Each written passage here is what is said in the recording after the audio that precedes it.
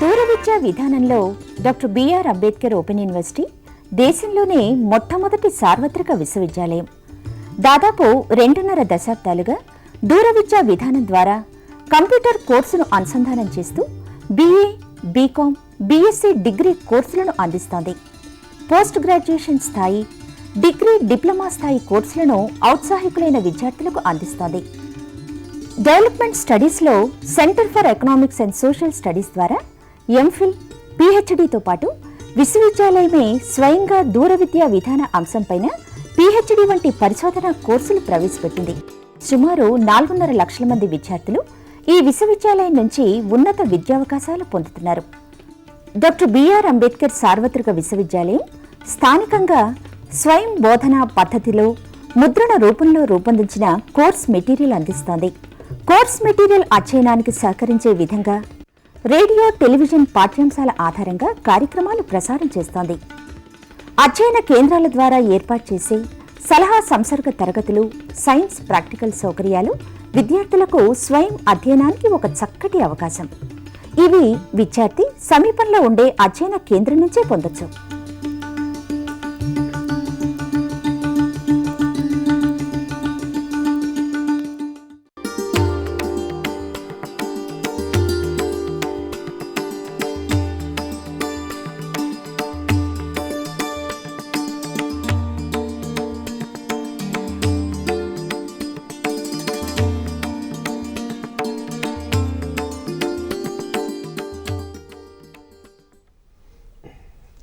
आदाब।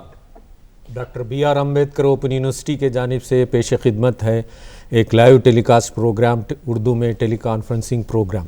अज़ीज़ तलबा और तालिबात, आज हमने उर्दू बुनियादी निसाब, उर्दू फाउंडेशन कोर्स साल अव्वल से एक उन्वान मुंतखब किया है जो दास्तान है, जो आपके निसाब में शामिल है।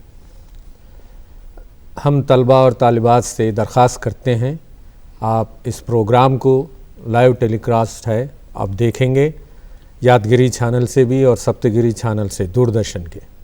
अगर आप हमसे सवालात करना चाहें हमारे माहिरीन से तो आप सवालात भी कर सकते हैं। आप इस वक्त हमारे अम्बेडकर ओपन यूनिवर्सिटी के स्टूडियो में मौजूद हैं उर्दू के नामवर उस्ताद, दखनियात के माहिर और क्लासिकी अदब के माहिर डॉक्टर नसीमुद्दीन फ़रीस, जो मौलाना आज़ाद नेशनल उर्दू यूनिवर्सिटी में वो रीडर हैं, शोबे उर्दू से इनका ताल्लुक़ है। और उन्हीं के बाजू में हैं जनाब डॉक्टर हबीब निसार, जो हैदराबाद सेंट्रल यूनिवर्सिटी के रीडर हैं और उर्दू अदब की तारीख़ इनका ख़ुसूसी मुताला है और ख़ासकर मौसीक़ी के लिए ये बहुत मशहूर हैं। इन दोनों हज़रात के कई किताबें छप चुकी हैं और कई रिसालों में इनके मज़ामीन छप चुके हैं। अगर आप हमारे इन एक्सपर्ट से आप सवालात करना चाहें तो ये नंबर्स नोट कर लीजिए 040270314331, 0402703142 और 040270314333।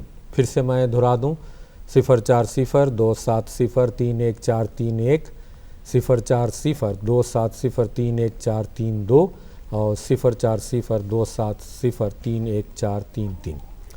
सो जैसे कि अज़ीज़ तलबा और तालिबात आप जानते हैं, दास्तान सुनना, सुनाना हम सदियों से सुनते आए हैं। जैसे हम हमारे घरेलू माहौल में हमारे दादी या नानी या माँ हमको दास्तानें सुनाती रही हैं। एक ऐसा भी दौर था। अब मैं चाहूँगा डॉक्टर नसीमुद्दीन फ़रीस साहब, आप दास्तान का तारुफ़ कराएं हमारे तलबा को। सबसे पहले मैं नाज़रीन की खिदमत में आदाब पेश करता हूँ। नाज़रीन और अज़ीज़ तलबा व तालिबात, आप जानते हैं कि हमारे उर्दू अदब का जो सरमाया है उसको माहिरीन अदब ने 2 बड़े हिस्सों में तकसीम किया है। एक हिस्सा है शेरी अदब और दूसरा हिस्सा है नसरी अदब। फिर नसरी अदब की मज़ीद 2 किस्में की गई हैं। उसमें पहली किस्म है अफ़सानवी अदब اور دوسری قسم ہے غیر افسانوی ادب۔ افسانوی ادب میں جو اہم اصناف ہیں ان میں سر فہرست داستان ہے، داستان کے بعد ناول، پھر افسانہ، اور پھر بعض ماہرین ادب نے ڈرامہ کو بھی افسانوی ادب میں شامل کیا ہے۔ تو اس طرح ہم دیکھتے ہیں کہ داستان اردو ادب کی ایک اہم صنف ہے اور اس کا تعلق ہمارے فکشن یا افسانوی ادب سے ہے۔ اب سوال یہ پیدا ہوتا ہے کہ داستان کیا ہے؟ جیسا کہ پروفیسر شوکت حیات صاحب نے کہا کہ داستان ہمارے ادب کی وہ صنف ہے جس کا تعلق نہ صرف صدیوں بلکہ ہزاروں سال پرانی ہماری تہذیب سے ہے، بلکہ ماہرین کا تو کہنا یہ ہے کہ یہ صنف اس وقت سے وجود میں آئی جب سے کہ انسان نے بولنا سیکھا، بات کرنا سیکھا، جب انسانی تہذیب نے اشاروں کی زبان سے الفاظ کو وضع کرنے اور الفاظ کے ذریعے سے اپنے مافی ضمیر کے اظہار کا طریقہ دریافت کیا، تو پھر داستان کا وجود بھی عمل میں آیا۔ ابتدائی داستانیں وہ تھیں جب کسی قبیلے کا فرد شکار پر چلے جاتا اور شام گھر لوٹتا تو اپنے گھر والوں کے سامنے یا اپنے قبیلے والوں کے سامنے اپنے دن بھر کی رودات، شکار میں اس کو جو خطرات پیش آئے یا اس نے کس طرح جنگلی درندوں کا مقابلہ کیا، ان سب کو جو ہے بیان کیا کرتا تھا۔ گویا یہ داستان کی اولین شکل تھی۔ اس کے بعد داستان کی صنف نے آہستہ آہستہ ترقی کرنا شروع کی، پھر یہاں تک کہ وہ زبانی بیانیہ سے نکل کر، زبانی کہانی سے لے کر اب تحریری صورت اختیار کر گئی۔ اس طرح یوں سمجھیے کہ داستان اپنی اصل اور حقیقی شکل میں ایک بیانیہ صنف ہے، پھر اس کو ضبط تحریر میں لایا گیا۔ اب یہ کہ داستان کیا ہے، تو ادب میں داستان اس صنف کو کہتے ہیں جس کے اندر ایک کہانی ہوتی ہے، جی، بہت طویل کہانی ہوتی ہے، جی، اور وہ کہانی ہی داستان ہے۔ جی، لیکن پھر یہاں ہمارے طلباء کے ذہن میں یہ سوال ابھر سکتا ہے کہ کہانی جب داستان ہے تو پھر کہانی اور کہانی سے ملتی جلتی جو دوسری ہماری اصناف ادب ہیں، جی، جیسے قصہ ہے، جی، حکایت ہے، جی، اور پھر داستان ہے، ان میں کیا فرق کرنا چاہیے، کیسے فرق کرنا چاہیے، کیا فرق ہوتا ہے؟ صحیح فرمایا۔ تو پھر یہاں پر ہماری طلباء کی تشفی کے لیے میں یہ عرض کرنا چاہوں گا کہ داستان، کہانی، قصہ اور حکایت، جی، ان تینوں میں مشترکہ جو عنصر ہے، جو مشترکہ چیز ہے، وہ کہانی ہے۔ اچھا، کہانی تو ہر جگہ ہوتی ہے، کہانی میں بھی جی، جو دادی ماں، نانی ماں سے ہم سنتے آئے ہیں، جی، اس کہانی میں بھی کہانی ہوتی ہے، جی، قصے میں بھی کہانی ہوتی ہے، جی، اور ہمارے ادب کی جو جدید صنف ہے افسانہ، جی، افسانے میں بھی کہانی ہوتی ہے، جی، ناول میں بھی کہانی ہوتی ہے، جی، داستان میں بھی کہانی ہوتی ہے۔ لیکن داستان کی کہانی کی کچھ خصوصیات ہوتی ہیں جی، جس کی وجہ سے داستان کو داستان کہتے ہیں۔ جی، وہ خصوصیات یہ ہیں کہ داستان قصے اور حکایت کے مقابلے میں، نانی ماں، دادی ماں کی کہانیوں کے مقابلے میں بہت زیادہ طویل ہوتی ہے، جی، اور یہ داستان سنانے کا سلسلہ کئی دنوں تک بلکہ کئی مہینوں تک چلتا رہتا تھا، اتنی طویل کہانی ہوتی ہے۔ دوسرے یہ بھی کہا جاتا ہے کہ داستان میں ایک خیالی دنیا بسائی جاتی ہے۔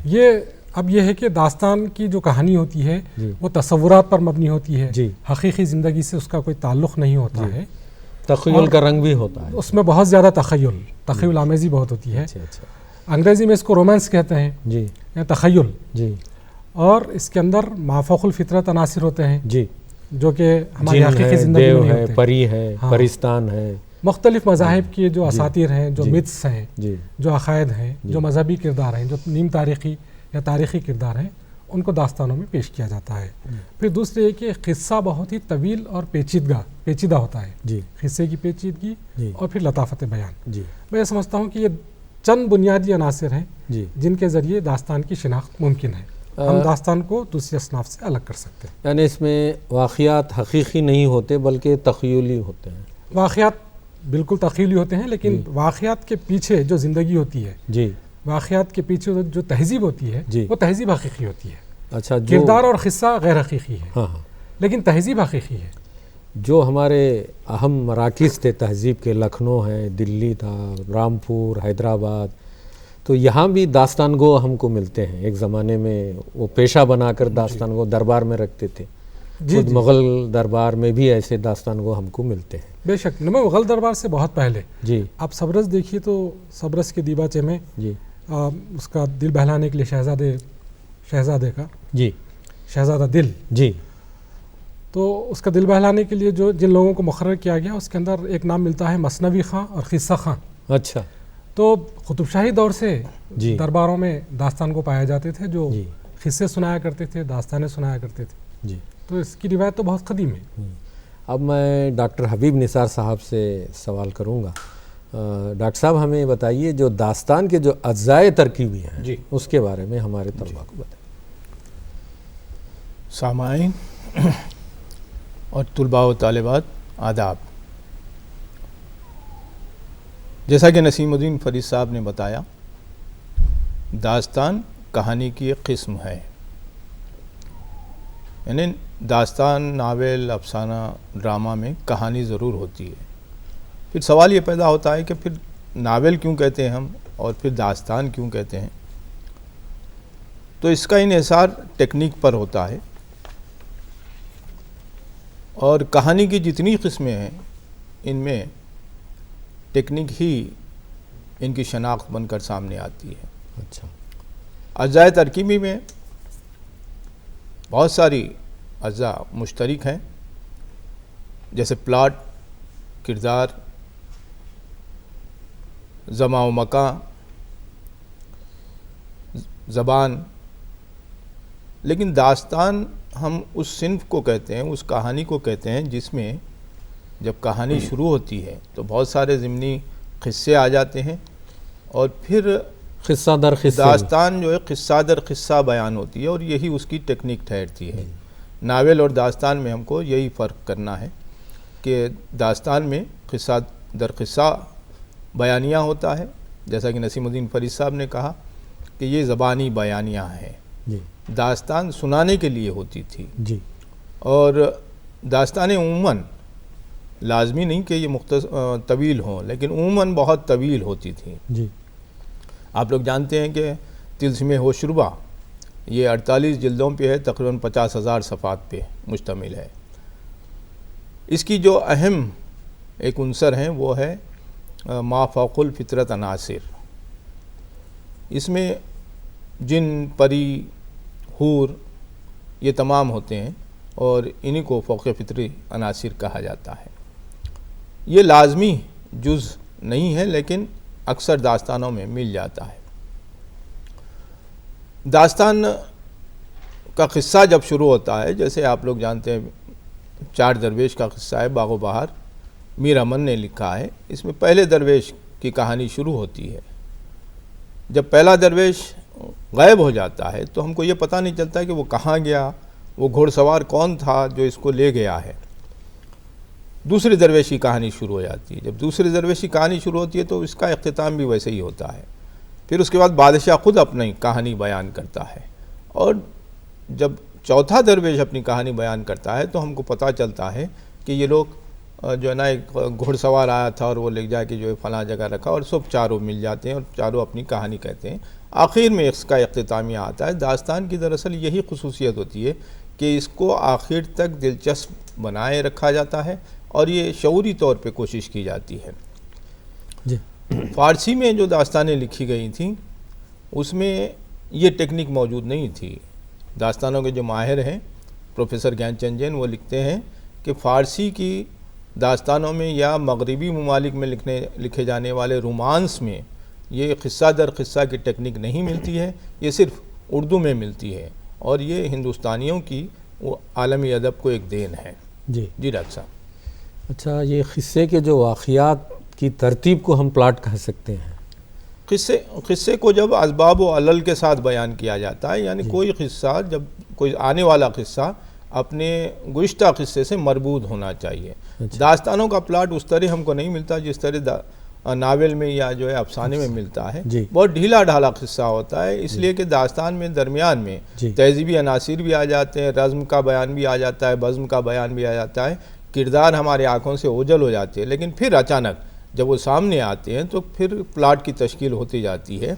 اسی لیے اس کو ڈھیلا ڈھالا جو ہے نا پلاٹ کہا جاتا ہے، بہت مربوط نہیں ہوتا، نہ پیچیدگی اس میں ہوتی ہے۔ ہاں، یہ بھی ہوتا ہے کہ اس میں دور از قیاس قصے بھی بیان کیے جاتے ہیں، جی، اور اس میں جیسے کہ نسیم الدین فرید صاحب نے کہا کہ تقیل کی بڑی کار فرمائی ہوتی ہے، مجاہر حسین رضوی نے اس کو تقیل کا خوبصورت نغمہ قرار دیا ہے داستانوں کو، کہ اس میں تخیل کی پرواز بہت ہوتی ہے، شاعری سے زیادہ اس میں جو ہے نا امیجینیشن کو پیش کیا جاتا ہے۔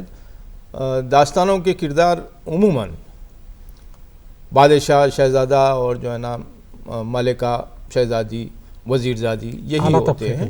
اعلیٰ طبقہ، شرفا کا جو طبقہ تھا، یہ طبقہ اس لیے بھی پیش کیا جاتا تھا کہ عوام کے سامنے ایک مثالی کردار پیش کیا جائے۔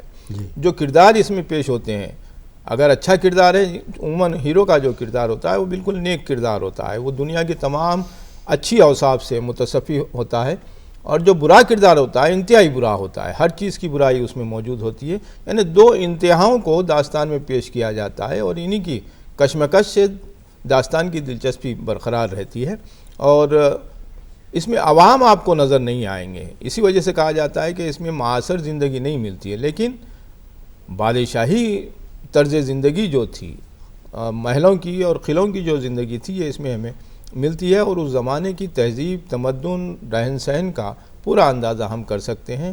سبرز دیکھ لیجئے آپ، ملا وجیح نے لکھی ہے، اس میں تمام وہ چیزیں مل جاتی ہیں ہم کو جو قطب شاہی درباروں سے تعلق رکھتی تھی، یا اس میں جو عمرہ ہوتے تھے اور جو مصاحب جو ہوتے تھے، ان تمام کا ذکر ہم کو وجیح کی سبرز میں مل جاتا ہے۔ اسی کے ساتھ موسیقی کی محفلیں بھی مل جاتی ہیں، مصوری کے نمونے بھی مل جاتے ہیں، اور اس کے ساتھ پھر جو ہے نا قلب ماہیت کا بھی جو ہے نا ذکر آ جاتا ہے اس میں، کہ جو ہے فوج جا کے ہرن اور جانور ہو جاتے ہیں، ہرن بن جاتے ہیں، اور پھر اس کے بعد پھر وہ اپنے اصل شکل میں آ جاتے ہیں۔ تو یہ نقل روح کا قصہ جو ہم کو قدمرا پدمراؤ سے ملتا ہے، سبرس میں بھی ملتا ہے، اور اب بعد کی داستانوں میں بھی ملتا ہے۔ البتہ میر امن کی داستان باغ و بہار میں اس طرح کا کوئی قصہ نہیں ملتا، لیکن فسانہ عجائب میں یا منظوم داستان گلزار نسیم میں ہم کو اس قسم کے قصے مل جاتے ہیں۔ اصل میں ڈاکٹر صاحب قصے کا ایک کردار دیکھتے ہیں ہم قصہ در قصے میں، ایک کردار دوسرے کردار سے کہتا ہے، اور ان سے بات چیت جو ان سے مکالمہ ہوتا ہے، اسی کے اندر قصے کے اندر کرداروں کے ذریعے سے آگے بڑھاتے ہیں۔ جی، کردار ایک کردار سے دوسرا، دوسرے سے تیسرا جو ہے نا یہ آگے بڑھتے چلے جاتا ہے۔ اسی کو قصہ در قصہ ٹیکنیک بھی کہا گیا ہے، اور یہی داستان کی سب سے اچھی جو ہے نا ٹیکنیک قرار دی گئی ہے۔ اسی پر جو ہے پوری کہانی مشتمل ہوتی ہے، اور انگریزی اثر کے تحت جو داستانیں لکھی گئی وہ مختصر ہیں، اور کئی جلدیں اس کی نہیں ملتی، لیکن ان کے علاوہ جو داستانیں ہیں اس کی کئی جلدیں ملتی ہیں۔ بوستان خیال کی کئی جلدیں ہیں، تلسیم اشربا کی 48 جلدیں ملتی ہیں، فسانہ عجائب کی البتہ ایک ہی جلد ہے، لیکن اسی قصے کو انہوں نے اپنے دوسرے داستانوں میں بیان کیا ہے رجب علی بیگ سرور نے۔ قصہ در قصہ کی ٹیکنیک کے علاوہ ڈاکٹر صاحب اس کے اندر ایک یہ ہوتا ہے کہ ضمنی قصے، داستان کے اندر ضمنی قصے بھی ہوتے ہیں۔ جیسے آپ پڑھ رہے ہیں رجب علی بیگ سرور کی فسانہ عجائب، اب فسانہ عجائب میں اصل قصہ تو ہے اپنی جگہ کہ جان عالم اور اس کی محبوبہ کے حصول کی جو پوری داستان ہے، لیکن اس کے اندر ضمنی قصہ ملتا ہے، پسر میجسٹن کا قصہ، اس کے معشوقے کا قصہ۔ تو اس طرح ضمنی قصہ جو ہوتا ہے اس کو اگر الگ بھی کر دیں تو داستان پر کوئی فرق نہیں پڑتا ہے، لیکن قصہ در قصہ کی جو تکنیک ہے، جیسا کہ ڈاکٹر حبیب نثار صاحب نے کہا کہ جو خالص ہندوستانی ٹیکنیک ہے، اور سنسکرت ادب سے اردو والوں نے اس کو مستعار لیا ہے۔ تو اردو ادب کے ہندوستانی ہونے کی ایک دلیل یہ بھی ہے کہ قصہ در قصہ کی ٹیکنیک اردو داستانوں میں پائی جاتی ہے، اور اردو میں جتنی بھی داستانیں ہیں سوائے جو یا قصے ہیں، سوائے باغ اردو کو چھوڑ کر جو فارسی کی گلستان سعدی کا ترجمہ ہے، جتنے قصے آئے ہیں چاہے وہ برج بھاشا کے توسط سے آئے ہوں یا فارسی کے توسط سے آئے ہوں، وہ بیشتر سنسکرت سے ماخوذ ہیں۔ سنسکرت داستانوں کا قصوں کا ترجمہ ہے، جس کے اندر آپ کے اپنشد کے قصے ہیں، پنچتنتر کی کہانیاں کے قصے ہیں، پنچتنتر کی کہانی ہیں۔ اس طرح ہندوستانی قصوں کو سنگھاسن بتیسی کی کہانیاں خود جو ہے ہندوستانی الاصل ہیں، بیتال پچیسی کہانیاں ہیں ہندوستانی اصل ہیں۔ تو اردو کی داستانوں کا بہت بڑا حصہ، میں کہتا ہوں کہ 90% سے زائد حصہ خالص ہندوستانی الاصل ہے، اور سنسکرت پر ان کہانیوں کا دار و مدار ہے کہ اصل کہانیاں سنسکرت زبان میں لکھی گئیں، پھر وہاں سے ان کا ترجمہ یا تو فارسی میں ہوا یا برج بھاشا میں ہوا پھر وہاں سے ان کو جو ہے اردو والوں نے جیسے اپنا وہ لیا. فارسی سے انوار سہیلی دکنی میں جی جی بہت ساری کہانیاں ہیں. جی سنگھاسن بتیسی ہے اور مثنویوں میں جو داستانیں پیشی گئی ہیں ان کا تو بڑا حصہ یعنی جو قدیم پرانوں کی کہانیاں ہیں اس سے بھی انہوں نے ماخذ کیا. جی ہاں اردو کے داستان گو ہوں یا مثنوی نگار انہوں نے سنسکرت ادب کو اپنا بیس بنایا ہے اور اسی کے تحت اپنی کہانیاں پیش کی ہے. جیسا کہ میں نے بتایا قدم راؤ پدم راؤ دیکھ لیجیے اب اس کی کہانی خالص ہندوستانی کہانی ہے. جی جی ایک سانپ ہے جو وزیر بنا ہوا ہے پدم راؤ جو ہے. یہ کہانی ہم آپ کو جو ہے نا نہ ایران میں ملے گی نہ عربی ادب میں ملے گی جی جی بلکہ پنچ تنتر ہی جو ہے نا ایران میں جا کے پھر وہیں سے لوٹ کے آیا ہے. جی. سبرس کی کہانی خود بھی جو ہے نا یہ آپ کی کرشن مشر کی کہانی سے مشتار ہے. اس میں جو ہے نا انسانی اعضاء اور انسانی افعال کو جو ایک کردار بنایا گیا ہے. فارسی میں منتقل بھی اور فارسی سے پھر اردو میں آئی. ایک دلچسپ بات یہاں ہمارے سامنے داستانوں کے وسیلے سے یہ آتی ہے کہ عموماً یہ کہا جاتا ہے کہ اردو والوں نے فارسی سے اخذ کیا اور فارسی ایران کی زبان ہے. آپ اگر فارسی داستانوں کا جائزہ لیں تو فارسی کی بہترین داستانیں ہندوستان میں لکھی گئی ہیں, جی ایران سے نہیں لکھی گئی. فارسی کی وہ داستانیں جس کی ہم مثال دیتے ہیں عالمی ادب میں وہ ہندوستان میں لکھی گئی ہے اور انہیں کو جو ہے نا اردو والوں نے اپنے پاس اردو کے ذریعے پیش کیا ہے. اور ان کی اصل سنسکرت ہے. ہاں اصل اس کی سنسکرت ہے. جی جی تو فارسی ادب کو کی طرف رجوع ہونا اردو والوں کا کوئی تعجب خیز بات نہیں ہے. ہندوستان ہی سے تعلق رکھتی ہے اور اس میں نقل روح کا خاص طور پہ قصہ یا انسانوں کا جانوروں کی شکل میں بدل جانا, پھر جانوروں کی شکل سے جو پانی پی کے یا کوئی جھاڑ کا مخصوص جھاڑ کا پتے کھا کے جو ہے نا انسان بن جانا, تو یہ ہندوستان میں جو سنسکرت کا ادب تھا اسی کے ذریعے ہمارے سامنے آتا ہے. اردو کی داستان سنسکرت پر بیس کرتی ہے. جیسے ہم جانتے ہیں کہ اردو زبان خود جو ہے سنسکرت کی حوالے سے سامنے آئی ہے, آریائی زبان ہے, اس کا کوئی تعلق عربی یا فارسی سے نہیں ہے. داستانوں پہ اس کا بہت زیادہ اثر ہم کو ملتا ہے. جہاں تک کہانیاں بھی اس کے علاوہ جی جی جہاں گوتم بدھ کے پچھلے جنم کی جو کہانیاں ہیں ان کو بیس بنایا ان کو بھی جو ہے اردو قصوں میں پیش کیا گیا ہے. اردو کہانیاں, اردو قصے اور اردو کی جو کلاسیکی داستانیں ہیں جی ان لوگوں نے ہندوستانی ادب کے ہر زمرے کو جی تحقیق کا اپنا جز بنایا جی اور وہاں سے کہانیاں اخذ کی, جی وہاں سے خیال اخذ کیا جی اور اس کا ترجمہ کیا یا پھر اس کو اپنے طور پر ڈھال کر اردو کہانیوں میں پیش ہاں کیا. ایسا ہے کہ جتنے حکمران تھے وہ شمالی ہند کے ہوں یا دکن کے ہوں, ان لوگوں نے جو علاقائی ادب ہے جو ہندوستانی ادب ہے ان سے ضرور انہوں نے بہت کو اخذ کیا ہے. اس کا ماخذ وہی رہا ہے اور ایک ایسی ملی جلی تہذیب کو وہ بڑھاوا دیتے تھے جس سے آپس میں بھائی چارہ اور سب سے رہتا تھا.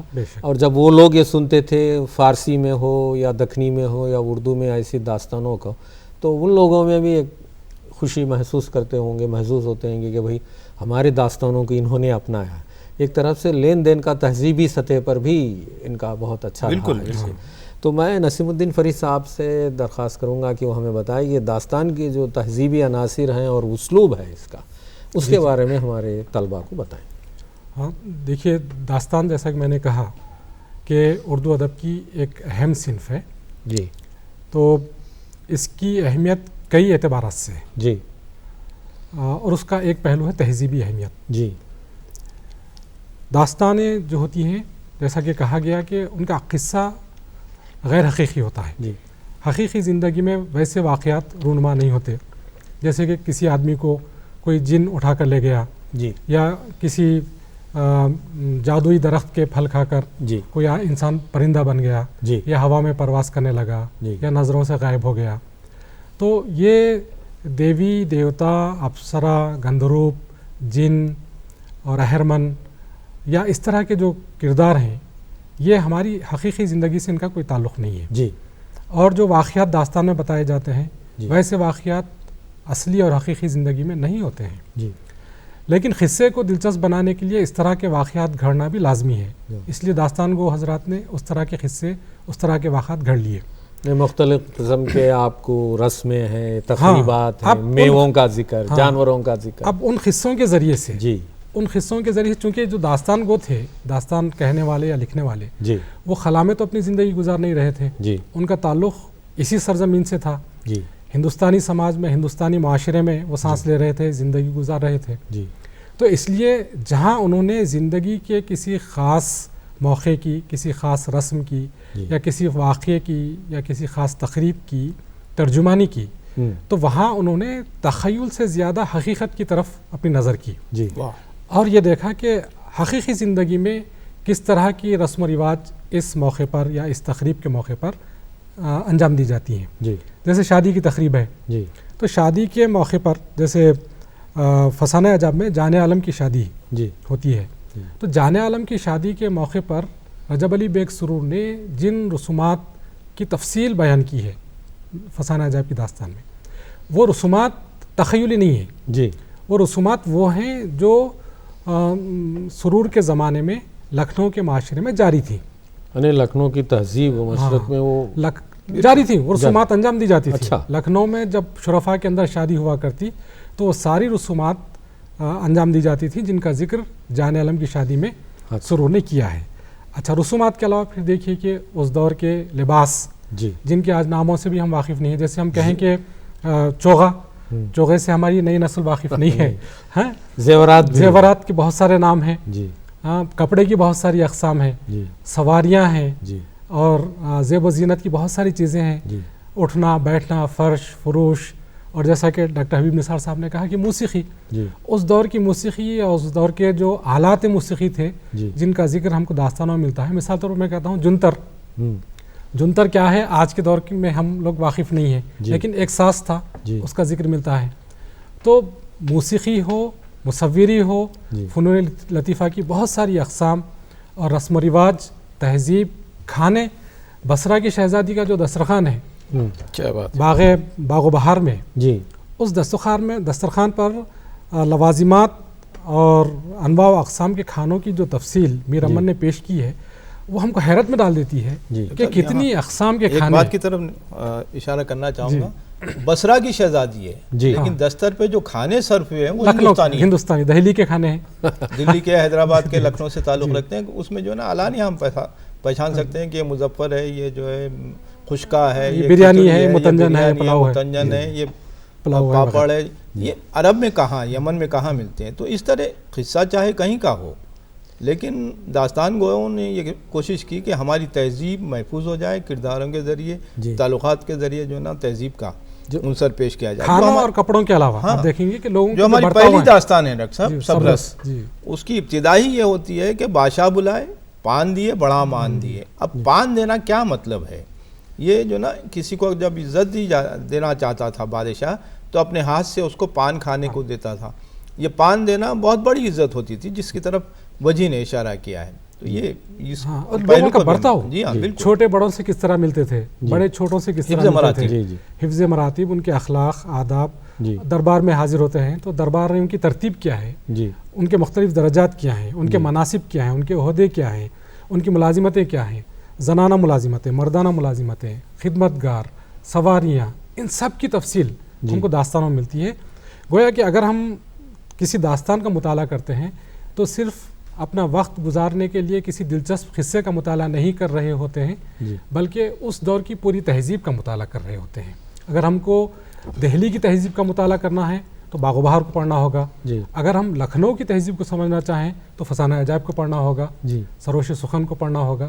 اس طرح جو داستان کو جس شہر سے تعلق رکھتا ہے، جس تہذیبی مرکز سے تعلق رکھتا ہے، اس شہر کی تہذیب کی اس نے پوری ترجمانی کی ہے اپنی داستان کے قصے کے ذریعے سے. اچھا، ابھی ہم دیکھتے ہیں کہ ان حکمرانوں نے نہ صرف اپنی تہذیب کے جو عناصر ہیں اس کو اپنایا، بلکہ دوسرے مذاہب کے جو تہذیبی عناصر ہیں بے شک تو ان میں سے بھی انہوں نے ان کے قصوں کو اور ان کے رسومات کا بھی اس میں ذکر کیا ہے.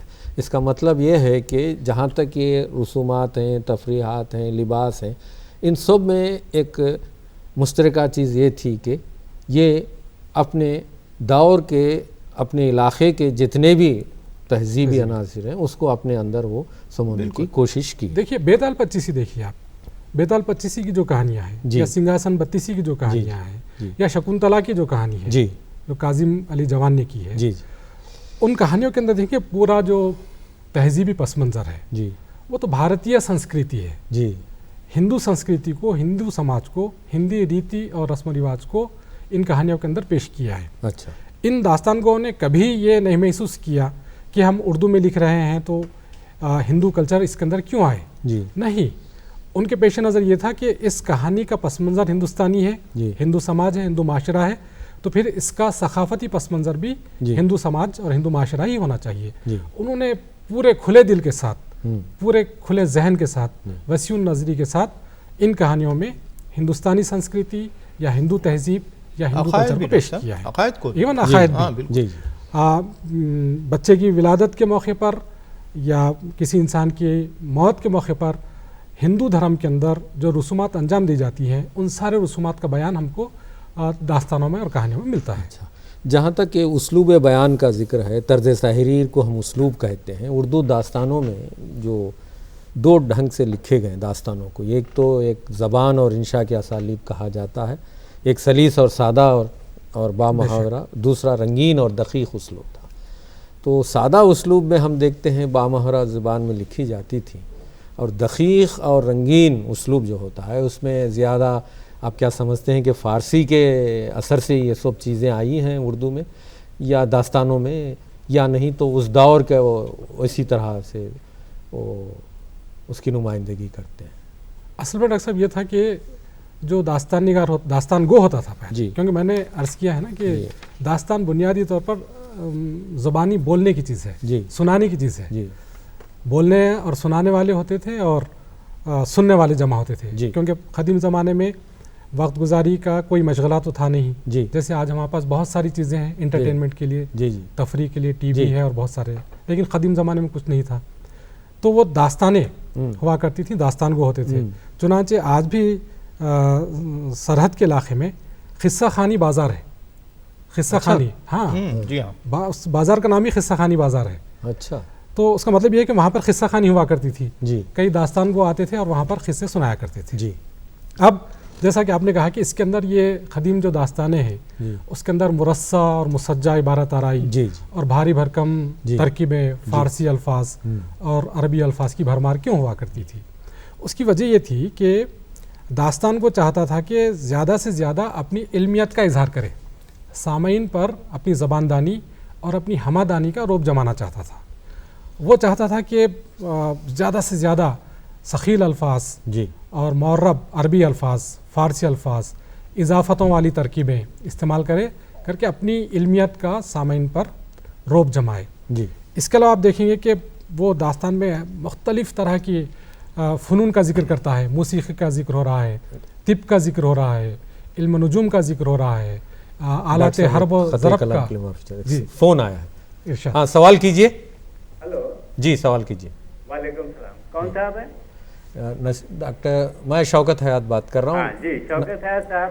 میں حیدرآباد سے اردو کے ممتاز شاعر جناب وقار خلیل صاحب کا فرزند بات کر رہا ہوں میں. جی تو یہ صاحب یہ داستان الف لیلا جی کی جو کہانی تھی، جی تو آج کے دور میں آج کی نئی نسل جو ہے اسے جانتی نہیں ہے. جی تو اس تعلق سے اگر کوئی سیریلز وغیرہ اگر بنے جی. تو نئی نسل کے لیے آپ لوگوں کا ایک بہت بڑا کارنامہ ہوگا سر. ٹھیک ہے، میں بتاتا ہوں. ہاں جی بتائیے کہ آپ پہلے وقار خلیل صاحب کے فرزند، جی جی آپ کی اطلاع کے لیے عرض یہ ہے کہ یہ اصل نام ہے الف لیلا، الف لیلا نہیں جیسا ہاں کہ آپ نے نہیں کہا. ہاں ہاں الف لیلا اس کا اصل نام ہے. عربی میں الف کا مطلب ہوتا ہے ہزار، جی اور یہ جو داستان ہے جی اس کا اصل نام ہے الف لیلا و لیلا، جی 1001 راتیں. جی تو اس میں 1000 کہانیاں ہیں، 1000 قصے ہیں. اور یہ اردو داستانوں میں یہ عربی تہذیب کی نمائندگی کرنے والی سب سے اہم داستان ہے جو عربی میں لکھی گئی اور پھر عربی سے فارسی سے ہوتے ہوئے اردو میں آئی ہے. اور اس داستان میں جی جو تہذیب پیش کی گئی ہے وہ عربی ہے. دیکھیے میں نے کہا ہے اس سے پہلے کہ داستان کو بہت ہی وسیع نظر اور سیکولر قسم کے لوگ ہوتے تھے. حالانکہ ان کے زمانے میں سیکولرزم کا کوئی تصور نہیں تھا، لیکن وہ فطرتاً سیکولر ہوا کرتے تھے. انہوں نے جب ہندوستانی قصے اخذ کیے تو ہندوستانی تہذیب پیش کی، فارسی قصے اخذ کیے تو ایرانی تہذیب پیش کی، اور جب عرب کا کوئی قصہ اردو میں پیش کیا تو عربی تہذیب کو پیش کیا. اس اعتبار سے الف لیلا عربی تہذیب کا بہت نمائندہ نمونہ اردو داستانوں میں پیش کرتی ہے. اس کی اہمیت ہے اور اس پر سیریل بن چکا ہے غالباً, جی ہاں، بن اور پیش چکا بھی ہے. کیا جا چکا ہے. اچھا, کون سی داستان مناسب رہے گی اگر ہم اب سیریل میں پیش کریں تو؟ ہر داستان ہاں دیکھیے, داستان ہوتی ہی دلچسپ چیز ہے. تو آپ فسانے عجائب کوئی داستان لیں, کوئی بھی داستان لے لیں آپ, اس پر سیریل بن سکتا ہے. شکنتلا لے لیجیے آپ, آرائش محفل لے لیجیے آپ, باغ و بہار پیش کیجیے آپ, تہذیب کو بھی پیش کر سکیں گے آپ. فسانے عجائب شاید دشوار ہو کیونکہ اس میں جو جوگی کا کردار ہے اس کو پیش کرنا, لیکن ٹیکنالوجی کے ذریعے ہم اس جوگی کو بھی پیش کر سکتے ہیں جو بقول مجاور حسین رضوی لکھنؤ کی اس مشترکہ تہذیب کا بہترین نمائندہ ہے, جو تسبیح بھی پھیرتا ہے اور چھاگل پہ بھی شیر کی جو چھاگل پہ بھی بیٹھا ہوا ہے, جو ماتھے پر جو ہے نا تلک بھی لگایا ہوا ہے, جو قرآن بھی پڑھتا ہے اور جو ہے نا مندر کے جو ہے پاٹ بھی کرتا ہے وہ. تو اس طرح کی چیزیں ہیں جو عوام کی دلچسپی کا باعث ہو سکتی ہیں. اب دلچسپی کے نقطہ نظر سے اگر آپ سیریل بنانا چاہیں تو ہر داستان اردو کی اپنے اندر دلچسپی کا کافی مواد رکھتی ہے. اس کو اگر سلیقے سے پیش کیا جائے تو یہ عوام کے لیے ایک اچھا تحفہ بھی ہو سکتا ہے. جی جناب, میرے خیال سے طلسم ہوشربا جیسا ڈاکٹر صاحب نے کہا کہ اردو کی سب سے طویل داستان ہے, 48 جلدوں میں ہے. تو اس کو اگر سیریلز کے ذریعے پیش کیا جائے تو قدیم زمانے میں یہ کہتا ہوں کہ آج سے 50 سال پہلے اس کو پیش کرنا بہت مشکل تھا, اس لیے کہ اس کے اندر سحر و ساحری کے جو واقعات پیش کیے گئے ہیں, جادوگر جو کرشمہ دکھاتے ہیں, ملکہ بہار ہے وہ اپنا جادو دکھا رہی ہے, گلدستہ پھینکتی ہے, چاروں طرف ٹھنڈی ٹھنڈی ہوائیں چل رہی ہیں, ایک باغ بیدر کھلا ہوا ہے اور اس باغ کے اندر ہوا اقسام کے جو ہے پھول پودے لہلا رہے ہیں, شگوفے کھل رہے ہیں, بلبلیں اپنا ترانے گا رہے ہیں, یعنی مکمل بہار. بہار کا طلسم مجسم بہار مکمل بہار ہے.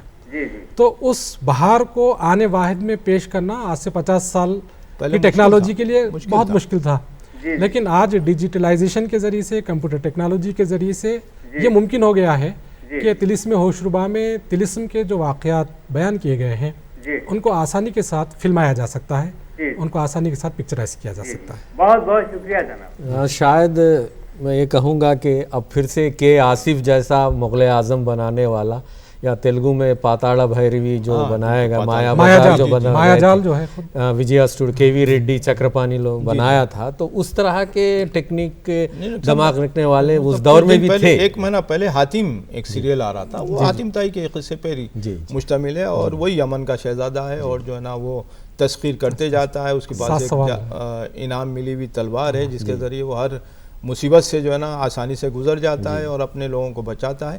تو یہ بن رہے ہیں سیریل, پہلے بھی بنے ہیں, اب بھی بن رہے ہیں اور کامیاب بھی ہو رہے ہیں. تو داستانوں کا ہمارا یہ ایک پہلو ہے کہ وہ آج بھی جدید ٹیکنالوجی کے ذریعے بھی عوام کی توجہ اپنی طرف کھینچ سکتے ہیں. داستانوں کی ایک اہمیت ڈاکٹر صاحب میں آپ سے عرض کرنا چاہوں گا کہ صرف یہ وقت گزاری کا مشغلہ یا خوش وقتی کے لیے نہیں ہوا کرتی تھی, اس کے اندر ایک میسیج بھی ہوا کرتا تھا, ایک پیغام بھی ہوا کرتا تھا, اور یہ پیغام ہوتا تھا اخلاقی.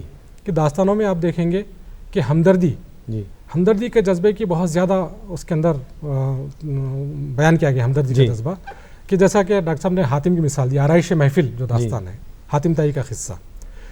حاتم طائی بے غرض ہے, اس کی اپنی کوئی غرض نہیں ہے, وہ دوسروں کے مقاصد کو پورا کرنے کے لیے پوری مہمات سر کرتا ہے, اپنی جان کو جوخم میں ڈالتا ہے, خطرات کا سامنا کرنا کرتا ہے.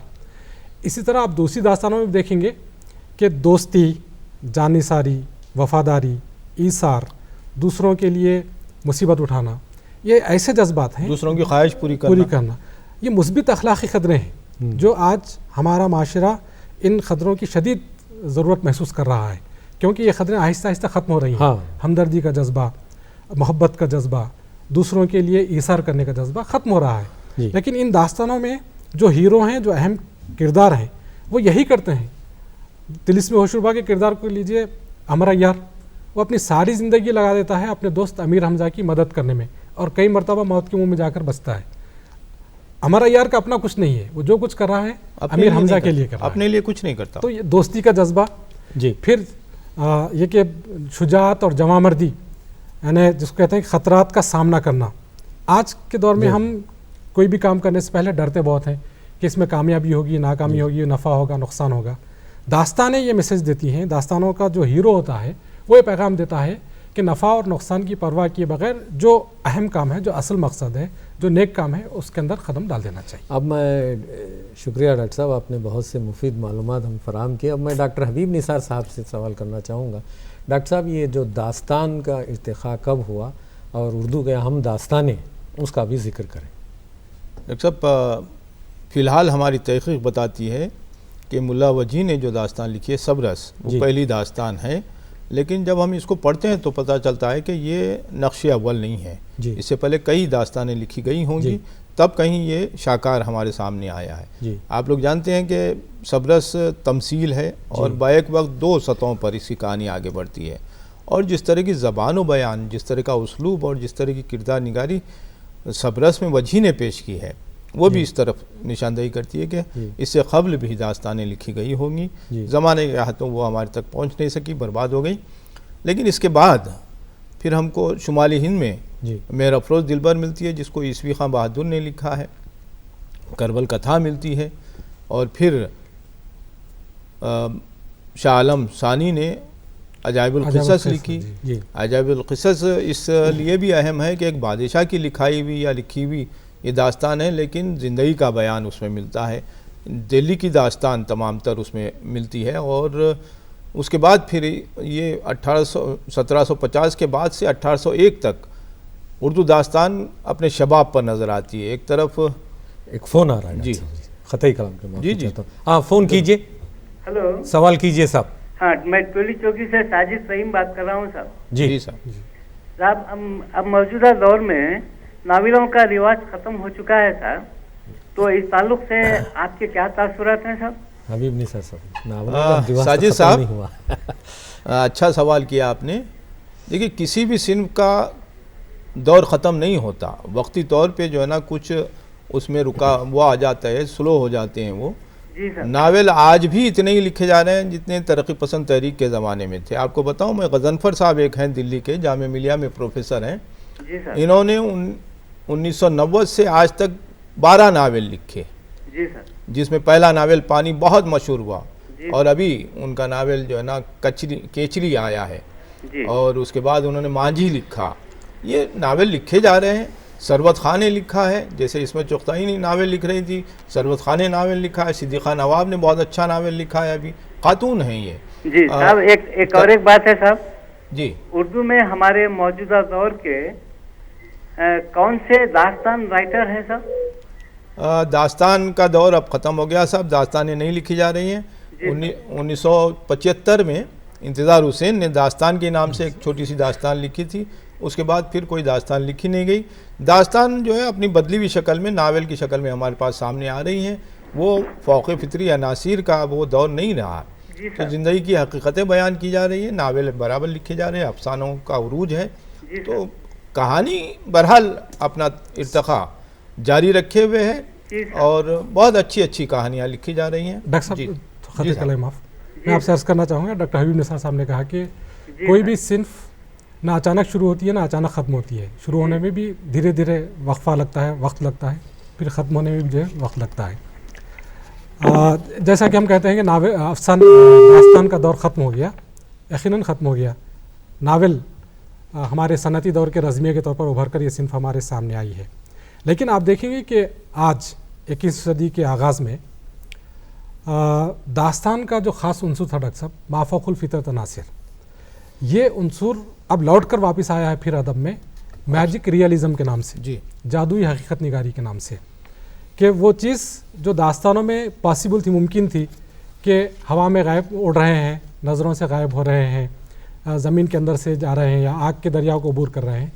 अब मैजिक रियलिज़म में इस तरह की चीज़ें दिखाई जा रही हैं कि जो हकीकत भी हैं और गैर हकीकत भी हैं, जादू भी है। हाँ, तो मैजिक रियलिज़म एक नई इस्तिलाह, और ख़ास तौर पर लातिनी अमेरिका के ममालिक के अंदर जो नावल जो अदब लिखा जा रहा है, उसके अंदर इस टेक्निक को, मैजिक रियलिज़म की, जादुई हकीकत निगारी की टेक्निक को बढ़ता जा रहा है। उर्दू में भी अब ये टेक्निक आ रही है। हमारे बहुत सारे अफसाना निगारों ने इस टेक्निक का इस्तेमाल किया है। मज़हर-उज़्ज़मान खान ने लिखा है, इंतज़ार हुसैन ने लिखा। जी हबीब निसार साहब, हम इससे पहले बहस कर रहे थे कि ये जो इर्तिखा हुई थी दास्तानों की, इसके बारे में, तो हमारे वो अहम दास्तानों का जिक्र कीजिए, क्योंकि अभी वक्त। अजाइबुल क़िसस शाह आलम ने लिखी थी, इसी पे बात चल रही थी कि फ़ोन आ गया। اسی زمانے میں حسین عطا خان تحسین نے نوطرز مرصع لکھی، جس کا ارتقا مختلف شکلوں میں ہمارے سامنے آیا۔ چار درویش امیر امن نے اسی پہ بیس کیے، اسی کو بنیاد بنا کر لکھا ہے۔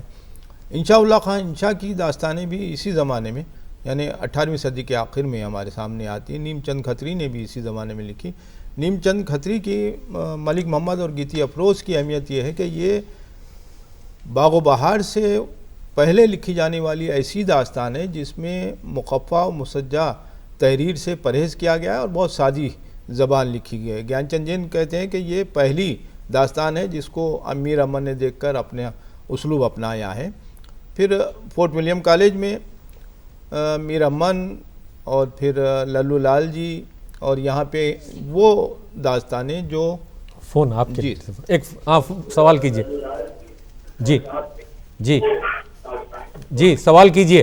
ہاں جی، میں مہاراشٹر اورنگ آباد سے بول رہی ہوں۔ جی جی میرا سوال ہے، مثنوی قدم راؤ کس بادشاہ کے دور میں لکھی گئی؟ جی حبیب صاحب، یہ بہمنی عہد میں لکھی گئی ہے۔ اس کے بارے میں یہ وثوق سے نہیں کہا جا سکتا کہ کب شروع ہوئی اور کب ختم ہوئی۔ قیاس یہ ہے کہ انہوں نے جو ہے بہمنی کے چوتھے 9ویں بادشاہ کے زمانے میں احمد شاہ ولی بہمنی کے زمانے میں اس کو لکھا ہے۔ میرا یہ خیال ہے کہ اس کی شروعات ہو گئی تھی گلبرگہ ہی میں، تکمیل پائی ہے یہ بیدر میں، اور بیدر میں فخر الدین نظامی کا مزار بھی اب دریافت کر لیا گیا ہے۔ اور احمد شاہ ولی وہ پہلا بادشاہ تھا جس نے اپنا پائے تخت گلبرگہ سے بیدر منتقل کیا تھا اور اسی زمانے میں لکھی گئی ہے۔ جی تو ابھی بحث کو جاری رکھتے ہوئے داستانوں کی ترویج اور اشاعت میں ڈاکٹر صاحب کہ فورٹ ولیم کالج کا بہت اہم حصہ رہا، بہت اہم، اور فورٹ ولیم کالج کے متوازی یا اس سے کسی قدر پہلے سے جی Fort Saint George college Madras میں تھا، وہاں بھی بہت اہم داستانیں لکھی گئی، جی جیسے سنگھاسن بتیسی دکنی یا ابراہیم کی انوار سہیلی، یہ داستانیں جو ہے بہت اہم داستانیں ہیں جو fort Saint George college Madras میں لکھی گئی، اور پھر فورٹ ولیم کالج کی داستانوں کا ذکر ڈاکٹر حبیب نثار صاحب نے کیا ہے۔ فورٹ ولیم کالج میں یہ ہوا ہے کہ میر امن کی داستان بہت مشہور ہو گئی، جس کی وجہ سے دوسرے داستان نگار دب کے رہ گئے، اسلوب کی وجہ سے اور زبان و بیان کی وجہ سے باغ و بہار مشہور ہو گئی۔ حالانکہ فورٹ ولیم کالج ہی میں جو ہے سنسکرت کی داستانیں بھی ترجمہ کی گئی اور اردو میں پیش کی گئی، اور آرائش محفل بھی حیدر بخش حیدری نے لکھی۔ باغ و بہار کے بعد جو اہم داستان ہمارے سامنے آتی ہے وہ ہے فسانِ عجائب، رجب علی بیگ سرور نے لکھی ہے۔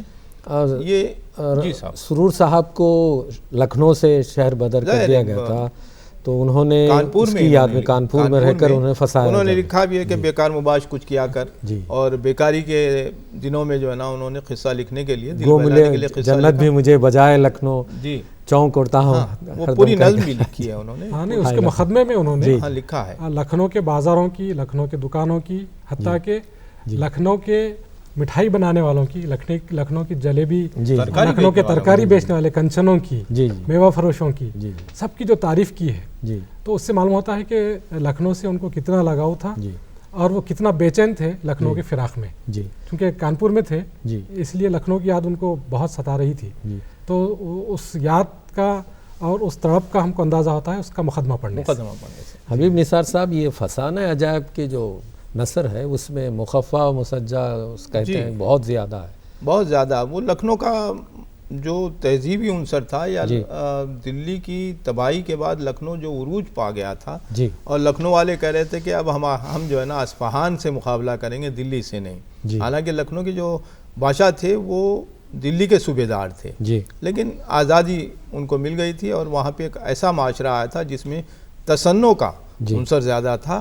وہ شروع ہی ہوتی ہے فسانِ عجائب، گرہ کشایان سلسلہ سخن، وہ تازہ کنندگان افسانہ کہن، تو اس طرح کی مسجع و مخفع زبان، یہ سبرس کی مسجع و مخفع زبان نہیں ہے، لیکن یہ جو ہے نا ایک مثنوی طور پہ جو ہے نا آمدن شعوری طور پر لکھی گئی ہے۔ سبرس کا معاملہ دوسرا ہے، لیکن فسانِ عجائب میں جس معاشرے کو رجب علی بیگ سرور نے پیش کیا ہے وہ معاشرہ ہندوستان کے کسی بھی اچھے شہر کا ہو سکتا ہے. دلی کی مثالیں بھی اس میں مل جاتی ہے. فسانہ عجائب کی خصوصیت یہ ہے کہ اس میں لکھنؤ کی تہذیب اور لکھنؤ کی زبان کی بڑائی کا جو مقدمے میں ذکر کیا ہے فسانہ عجائب میں، اس کا رد عمل ہوا. فسانہ عجائب میں سرور نے جو ہے باغ و بہار کی بھی مذمت کی تھی اور زبان کے بارے میں لکھا تھا وہ، تو اس کا رد عمل ہوا. اور پھر سخن نے سروس سخن لکھی، پھر سروس سخن کے جواب میں طلسم حیرت لکھی گئی، اور اس طرح سے جو ہے نا ایک مقابلے کے طور پہ داستان اچھی سے اچھی لکھی جانے لگی. عناصر بنیادی طور پہ وہی تھے، وہی تخیل کا نغمہ تھا، وہی خیالی دنیا تھی، وہی شہزادے اور بادشاہ زادی تھی، لیکن اس میں جو ہے دلی اور لکھنؤ کی تہذیب محفوظ ہو گئی، جس کا اثر ہم کو بعد میں فسانہ آزاد میں ملتا ہے کہ شرشار نے اس میں فسانہ آزاد میں لکھنؤ کی پوری تہذیب، وہ تہذیب جو زوال آمادہ تھی، اس کو بیان پیش کر دیا ہے اپنی 4 جلدوں میں. ڈاکٹر صاحب یہاں پر ایک بات میں عرض کرنا چاہوں گا کہ مرصع اور مسجع کی بارہ طرح کی بات چلی ہے، تو دیکھیے سبرس میں وجیح نے بھی مخفع جملے لکھے ہیں، اور رجب علی بیگ سرور نے بھی فسانہ عجائب میں مخفع جملے لکھے ہیں. جملے پڑھے تو ایسا معلوم ہوتا ہے کہ مصرے ہیں، یعنی ہم خافیہ جملے. لیکن آپ ایک فون آ رہا ہے. اچھا جی فون کیجیے، سوال کیجیے. ہاں جی ہلو. جی سوال کیجیے. ہاں میں نسیم الدین صاحب سے ایک سوال کرنا چاہ رہا ہوں جی نام بتائیے. کہ آپ اپنا نام بتائیں. ہاں میرا نام عظیم ہے. ہاں جی. کہاں سے بول رہے ہیں؟ کہاں سے مغل پورہ سے بات. ہاں بولیے، سوال ہاں کیجیے. منظوم داستان سے جی کوئی 2-3 بند سنائیے ارے نہیں، یہ تاکہ وقت نہیں. ناظرین کو اندازہ ہو کہ یہ کس طرح کی پیشکش ہوتی تھی. جی ہاں آج کا عنوان تو داستان ہے، نثری داستان. نثری داستانوں کے بارے میں ذکر ہو رہا ہے. ہمارے پاس اتنا وقت نہیں ہے کہ ہم اب اس مباحثے کو ختم کرنا ہے، اس لیے ہم آپ سے درخواست کرتے ہیں کہ اگر آپ چاہیں تو نسیم الدین فرید صاحب کو ای میل کے ذریعے یا ان کو شعبے کو فون کر کے ان سے یہ منظوم آپ نے جو کہا ہے بند ہے وہ ضرور سنائیں گے آپ کو. میں آپ سے درخواست کرتا ہوں اگر آپ نثری داستانوں کے بارے میں کچھ سوال کرنا چاہیں تو سوال کر سکتے ہیں. میں یہ عرض کر رہا تھا کہ جی سبرس کی جو اسلوب ہے، سبرس کی جو زبان ہے، جی اس کو آپ پڑھیں گے تو معلوم ہوگا کہیں تکلف نہیں ہے، جی کہیں بناوٹ نہیں ہے، جی جی. کہیں آورت کا احساس نہیں ہے. آمد ہی آمد ہے. جی اس کی وجہ یہ تھی کہ وجیح بہت بڑا شاعر بھی تھا. جی اس نے خط مشتری جیسی مثنوی لکھی، تو اس کو ہم خافیہ جملے لکھنے میں کوئی تکلیف، کوئی پریشانی نہیں ہوئی، جی اور وہ فطری انداز میں جملے لکھتا گیا، نثر لکھتے گیا. جی اس کے برخلاف رجب علی بیگ سرور شاعر تو تھے لیکن بہت اچھے شاعر نہیں تھے. جی اس درجے کے شاعر نہیں تھے جتنا بڑا شاعر وجیح جی. تھا. اس لیے جب انہوں نے مخفع جملے لکھنے شروع کیے فسانہ عجائب میں، جی تو وہاں پر صاف معلوم ہوتا ہے کہ یہ کھینچتان کر لا رہے شعوری ہیں، کوشش ہے. شعوری کوشش ہے. فطری انداز میں جملوں کا بہاؤ اور جملوں میں روانی ہم کو محسوس نہیں ہوتی ہے. جی رک رک کر اور اٹک اٹک کر ہم کو پڑھنا پڑتا ہے. یہ فرق ہے دونوں. ہاں ڈاکٹر حبیب نثار صاحب، جی صاحب. فسانہ آزاد کو کہا گیا ہے کہ یہ داستان اور ناول کی درمیانی کڑی کڑی ہے. ہے. بالکل کیا آپ کس حد تک اس سے متفق ہیں؟ بالکل صحیح ہے سر. جی کیا اس میں فسانہ آزاد داستان کی طرح کوئی 8000 صفحات پر مشتمل ہے، اور آزاد اس کا ایک کردار ہے جیسے داستان کا ایک کردار ہوتا تھا مثالی کردار. آزاد مثالی کردار ہے. یہاں سے جرمنی جاتی ہیں، حالانکہ جنگ عظیم ابھی نہیں ہوئی ہے، لیکن ہمارے داستان گو کا تخیل دیکھیے کہ وہ 1877 میں یہ پیش کرتا ہے کہ عالمی جنگ ہوگی اور عالمی جنگ میں ہندوستان بڑا کردار نبھائے گا. آزاد جو ہے جرمنی جاتے ہیں اور ایک پوری بریگیڈ کا جو ہے نا وہ صفایا کر کے آتے ہیں. یہ تخیل جو تھا آنے والے زمانے کو داستان کو اپنی نظر سے دیکھتا تھا. وہ جیسے کہا جاتا ہے کہ ادیب. جی ڈاکٹر صاحب ایک فون آ رہا ہے حبیب نثار صاحب. جی سوال کیجئے. جی میں صفیہ بیگم اورنگ آباد سے بول رہی ہوں. جی جی میرا سوال ہے فسانہ عجائب کے جواب میں ایک لکھی گئی داستان ہے، وہ داستان کا نام کیا ہے؟ سروش سخن. سخن دہلوی نے سروش سخن دہلوی غالب کے شاگرد تھے، انہوں نے لکھی تھی. کس نے لکھی تھی صحیح؟ سروش سخن دہلوی. جی جی جی غالب کے شاگرد تھے یہ، اور اس کے جواب میں لکھی تھی. اور دلی کی تہذیب انہوں نے پیش کی ہے، دلی کی زبان کی بڑائی ثابت کرنے کی کوشش کی ہے. لیکن یہ داستان فسانہ عجائب تک نہیں پہنچتی، بہت ہلکی داستان ہے. وہ باغ و بہار میں میر امن نے دعویٰ کیا تھا کہ یہ زبان وہی لکھ سکتا ہے जो दिल्ली का रोड़ा रहा हो, जामे तो मस्जिद के हाँ, तो सीढ़ियों दिल्ली पे का रोड़ा रहा है ना, दिल्ली का ख़ास बाशिंदा। तो उसके जवाब में फसाना अजायब में सुरूर ने लिखा कि क्या दिल्ली के रोड़े हैं, महावीरों के हाथ पांव तोड़े हैं।